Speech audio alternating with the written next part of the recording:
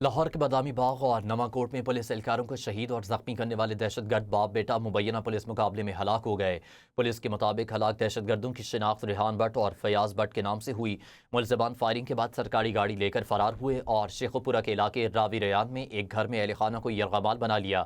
Police operation کے دوران دو طرفہ فائرنگ میں دونوں دہشت گرد مارے گئے، جبکہ تیسرے فرار دہشت گرد کی گرفتاری کے لیے سرچ آپریشن جاری ہے۔ لاہور میں 3 پولیس اہلکاروں کو فائرنگ کر کے شہید کرنے کا معاملہ ہے۔ پولیس مقابلے میں ہلاک باپ بیٹا ریحان بٹ اور فیضان بٹ کے تیسرے ساتھی کی شناخت ہو گئی۔